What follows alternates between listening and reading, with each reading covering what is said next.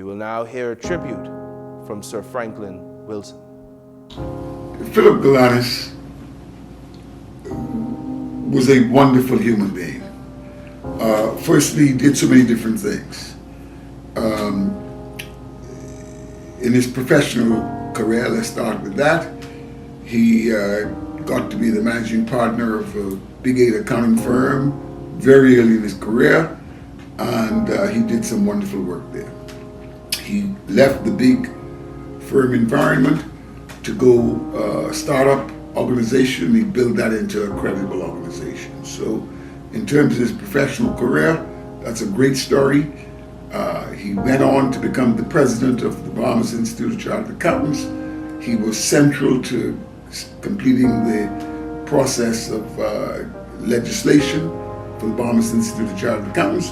And in fact, thank God for Baker, he ended up getting a tremendous wife. So Baker did well for him, he did well for Baker, but Baker did well for him too. Let's not forget Philip Galanis, the politician. The fact of the matter is, he was a member of parliament, he was effective in that role. Let's not forget the critical role he played at the contest for the successor of Sir Lyndon as leader of the Progressive Liberal Party. A lot of people forget that aspect of the story, and time is so short, I don't want to be lengthy, but let's not forget that was a critical moment, and Philip Galanis played a very significant role. Then, of course, his work as a columnist, the work he did there was tremendous. His support for his college alma mater is a matter of that has brought significant benefits to the country. Outside of all that, Philip Galanis played a role in something called the Boule. Others, I'm sure, will speak about that. I'm told that the Sire Archon, that means in effect the international president, is planning on attending the funeral. And that's because of Philip Galanis. I make no bones about it. I am not a joiner of groups, but I joined the Boule in part because of Philip Galanis. He's a tremendous person. God gave him a wonderful wife, and may his soul rest in peace. We will now hear a tribute from Mr. Fred Mitchell. So Philip Galanis and I both went to St. Augustine's College in Nassau, the Roman Catholic school. He came in the year after I got there, so he graduated in 1971 in my brother's class, and I graduated in 1970. He succeeded me as president of the student council, so I remember spending an evening at my parents' home in Collins Avenue with him and us talking. He is my successor in the job as president of student council. I guess we're both about 16 or 17, about what he was going to do as a successor to me as president of student council. So fast forward years and years after that, he'd gone to St. John's University, gotten a family, we'd all come back home and started working in our various jobs. And the next step that I remember is that we're in the Progressive Liberal Party, and we left St. Augustine's with a sense of mission. That was the thing that the ethos that the Benedictine monks taught us, that we had to give service to country. There was a man named Bonaventure Dean who was the headmaster of the school. He was an exemplar for Black Bahamian young men as to what you ought to become and how you ought to serve. And we both patterned our lives to some extent after his example. So we come back, launch into life as workers in the vineyard, so to speak, but eventually turned to public service. And he ended up running for leader of the PLP against Perry Christie and Bernard Nottage. And many of us thought that he was the future of the Progressive Liberal Party. He was the Member of Parliament for Angliston at the time, and this was the direction to go in. So it was a three-way race, and under the rules of the PLP, you had to have 50% plus one to win. As it turns out, he came in third place, and no one got 50% plus one, and he ended up throwing his support behind Perry Christie, and that's how Christie ended up winning. So all of us ended up serving in Parliament. I never served in the House of Assembly with him or the Senate, but he was in the Senate. I was in the Senate at some point.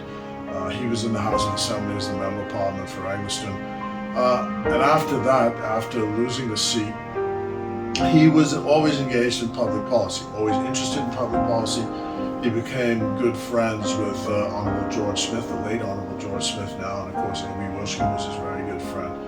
And we all worked together on trying to get the PLP back in office in 2002. And he's one of the persons who helped to do that and helped us also to win again in 2012 and again to support Brave Davis in the victory in 2021. So, you know, it's a long history of working together, long history of public service together, and we'll miss his contribution to the Commonwealth of the Bahamas, and may he rest in peace. In paying tribute to the life and legacy of the late Philip Galanis, Mr. Paul Fraser Jr., a chartered accountant, CEO and managing director of Fraser and Associates, says, "My earliest interactions with Mr. Galanis was around the age of 9 to 10. He would visit my uncle's salon for a haircut. Oftentimes, I would be at the salon after school to wait for my parents to get off of work. I remember him showing up professionally dressed.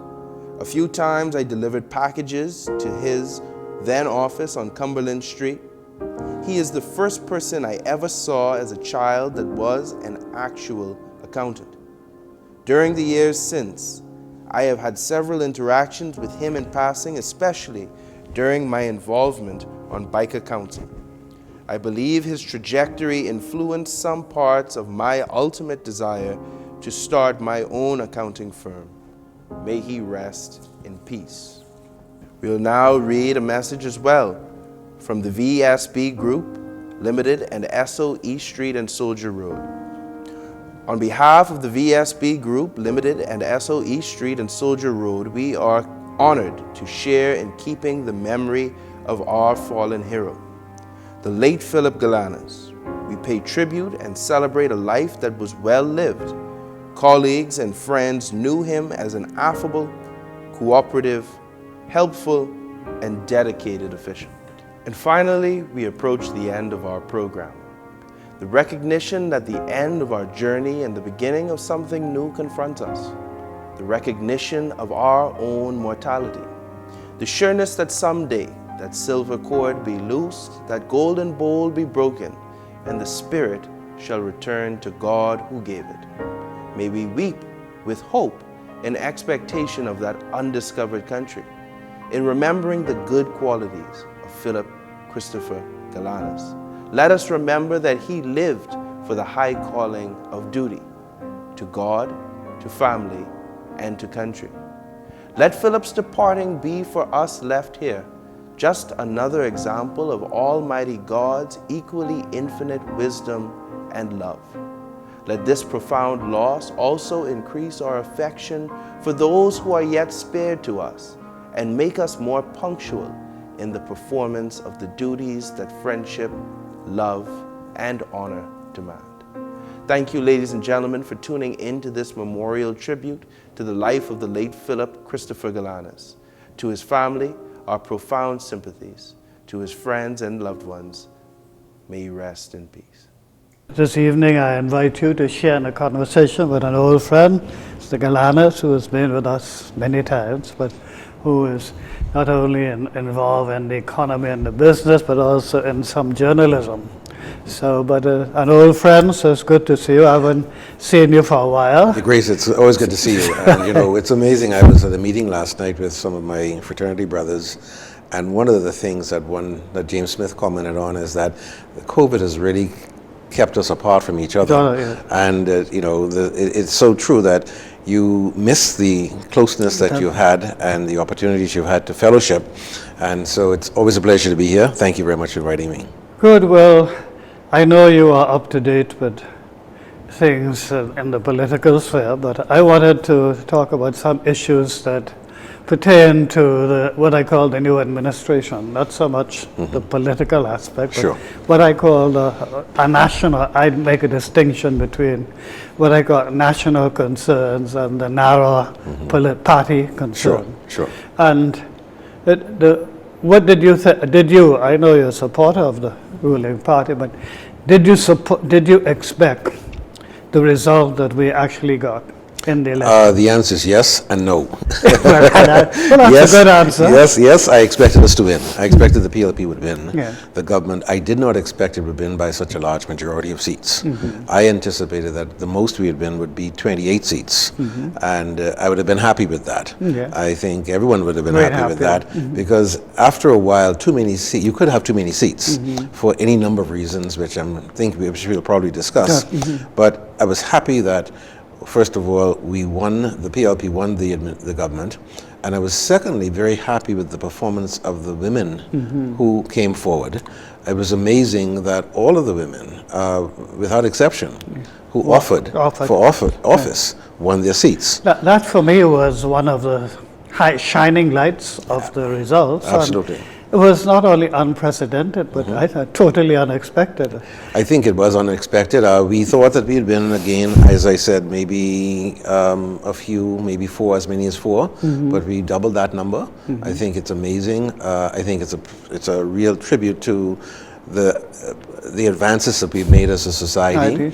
It's a tribute to Bahamians who recognize that they, at the end of the day, have the power and the ability to make decisions about who governs them.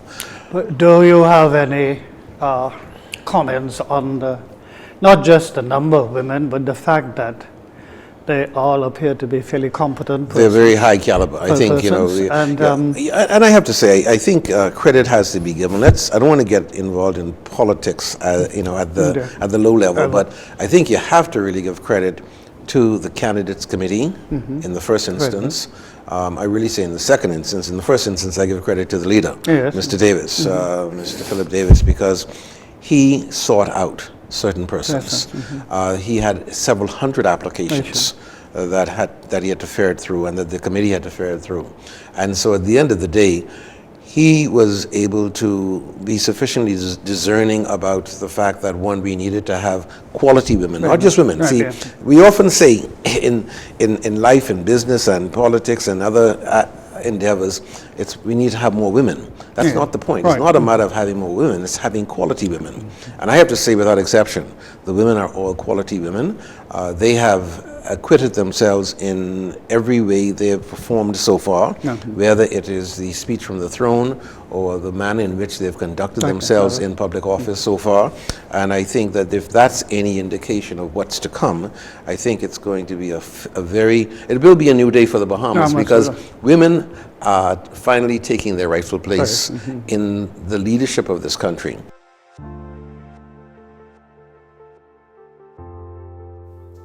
This special JCN tribute to the life and legacy of the late